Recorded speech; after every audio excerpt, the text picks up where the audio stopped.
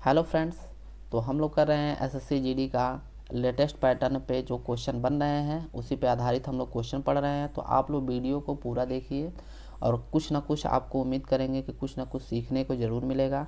तो चलिए, हम लोग का पहला क्वेश्चन है, निम्नलिखित में से कौन सा विषम है?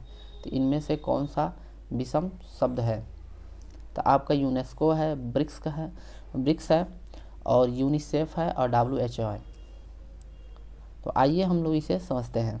देखिए, जो यूनेस्को है और यूनिसेफ है और WHO है, ये जो है संयुक्त राष्ट्र का ये जो क्या है, संगठन का हिस्सा है, संगठन का हिस्सा है।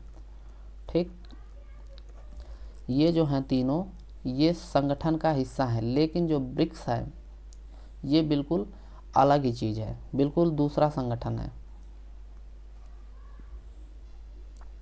ब्रिक्स जो है अलग ही संगठन है। अब देखिए, थोड़ा सा हम लोग समझ लेते हैं ब्रिक्स क्या है। तो देखिए, ये जो दुनिया का जो उभरते हुए बाजार के जो अर्थव्यवस्था होते हैं, जैसे कि अर्थव्यवस्था में जैसे ब्राज़ील हुआ, रूस हुआ, भारत हुआ, चीन हुआ, दक्षिण अफ्रीका हुआ, ये जो शक्तिशाली जो समूह के लिए एक संक्षिप्त शब्द बनाया गया है हम लोग का ब्रिक्स। और ब्रिक्स का जो उद्देश्य होता है, जैसे शांति, सुरक्षा और विकास और सहयोग को बढ़ावा देना, ये हम लोग का क्या होता है, ब्रिक्स का ये उद्देश्य है। तो यानी कि शांति इसका मेन जो पॉइंट है, आप लोग जानते रहिए, शांति, सुरक्षा और विकास लिख लीजिए, विकास, सहयोग को बढ़ावा देना। ठीक, तो ये इसका बढ़ावा देना, ये ब्रिक्स का काम है। तो इस सभी से ये बिल्कुल ये अलग संगठन है और ये तीनों एक संयुक्त राष्ट्र का संगठन है। ये आपका आंसर हो जाएगा बी। अब जो नेक्स्ट क्वेश्चन है हम लोगों का, निम्नलिखित में से कौन सा विषम है? तो ये हो गया ऑप्शन नंबर ए है बिंदुसार, अशोक, समुद्रगुप्त और चंद्रगुप्त मौर्य।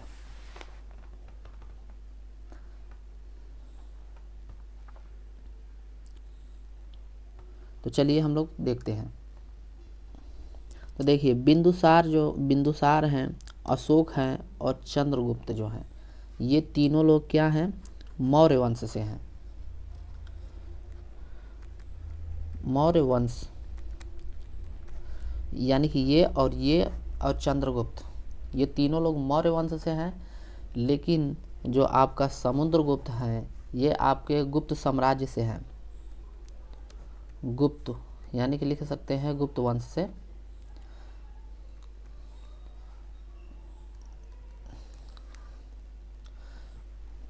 ठीक, यानी कि गुप्त साम्राज्य का शासक थे। अब थोड़ा सा हम लोग समझ लेते हैं बिंदुसार के बारे में। बिंदुसार का क्या बोलते हैं, चंद्रगुप्त मौर्य के बारे में, क्योंकि एग्ज़ाम में ये आपका क्वेश्चन बराबर पूछता रहता है। तो देखिए, मौर्य वंश की जो संस्थापक हैं वो चंद्रगुप्त मौर्य हैं। और मौर्य वंश जो होता है, मौर्य वंश में 322 ईसा पूर्व से 185 ईसा पूर्व तक ये क्या हुआ, शासन चला था मौर्य वंश का।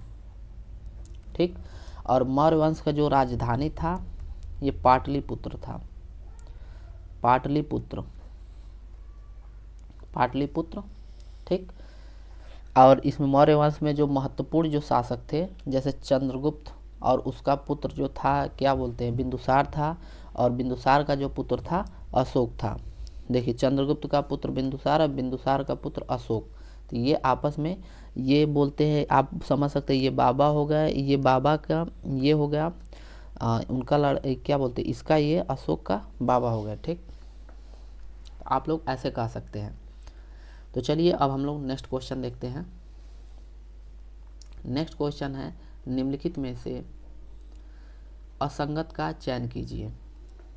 निम्नलिखित में से असंगत का चयन कीजिए। तो हमारा पहला है DFC और LINK दूसरा है, और क्या UWT तीसरा है, और चौथा है OQM।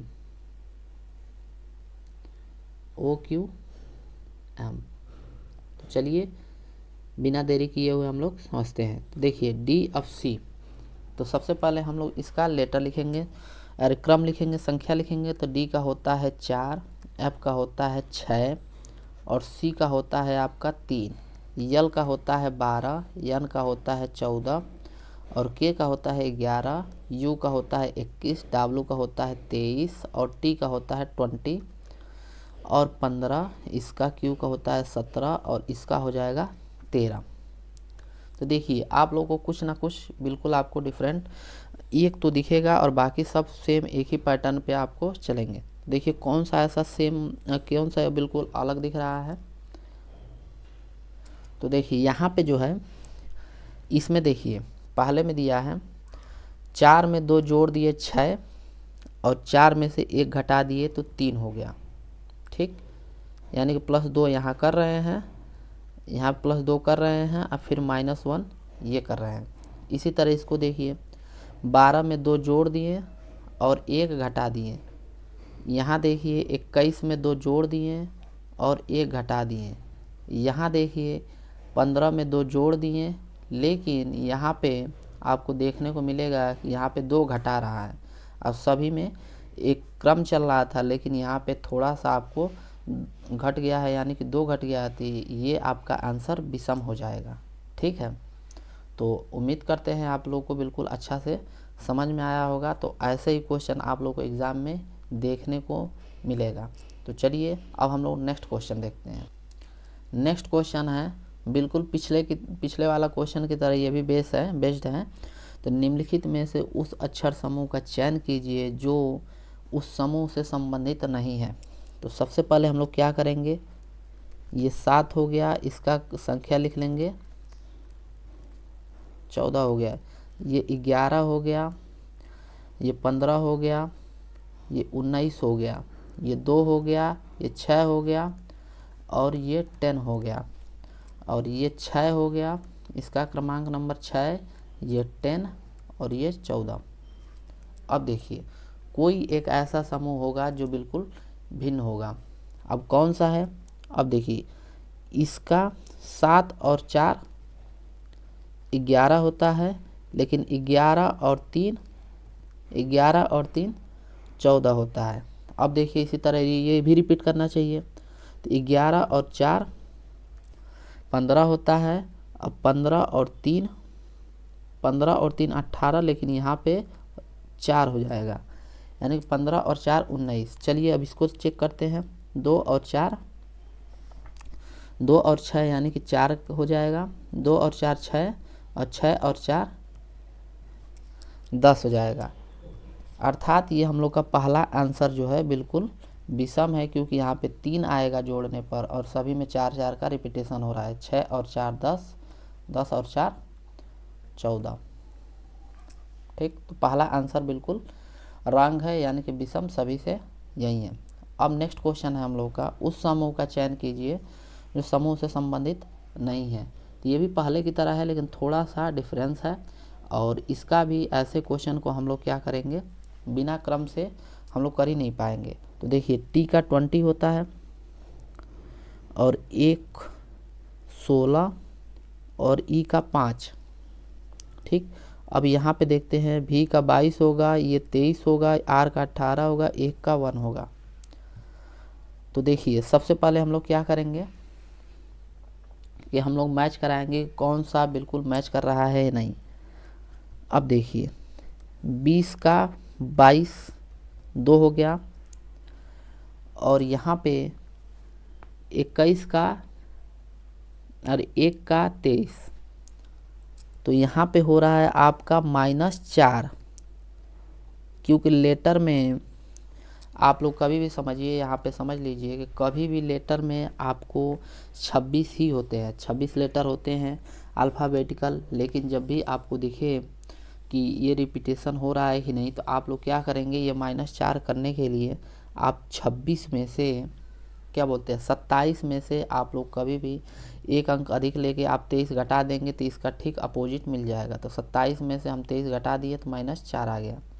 ठीक, अब उसी तरह देखिए पी का 16 है, तो पी का 16 सबसे पहले हम यहाँ पे लिखते हैं अच्छे समझने के लिए, क्योंकि खिचड़ी पक जा रहा है।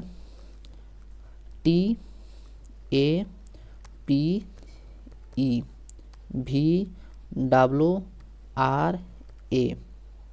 ये देखिए यहाँ पे हो गया +2 -4 +2, फिर तब यहाँ भी -4 ही होगा।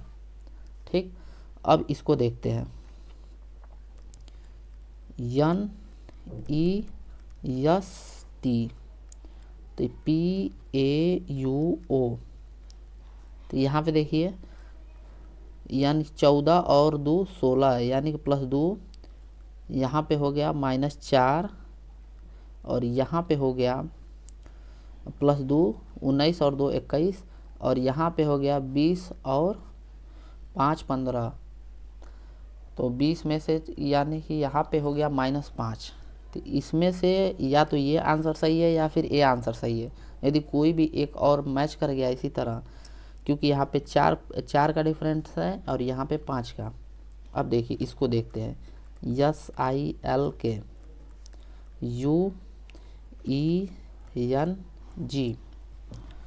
तो ये हो गया। इसका जो लेटर का नंबर होगा ये 19 और 19 का 19 2 21 +2 -4 और ये हो गया +2 यानी कि 13 और ये क्या बोलते हैं 12 2 14 और ये हो गया 11 यानी कि आपका ये घट रहा है -4 का। तो ये आपका आंसर बिल्कुल विषम है, क्योंकि यहाँ पे 5 का अंतर है और सभी में 4 का अंतर दिख रहा है। ठीक, तो उम्मीद करते हैं आपको अच्छे से समझ में आ रहा है। तो चलिए दोस्तों, आज के लिए इतना ही। हम लोग डेली ऐसे ही नया नया कुछ बिल्कुल अच्छे क्वेश्चन सीखेंगे, क्योंकि देखिए मेरा मानना है कि एक ही तरह से हम लोग बिल्कुल उसी पैटर्न पे कुछ ना कुछ डेली का डेली अपडेट क्वेश्चन उसी में मिलता रहेगा।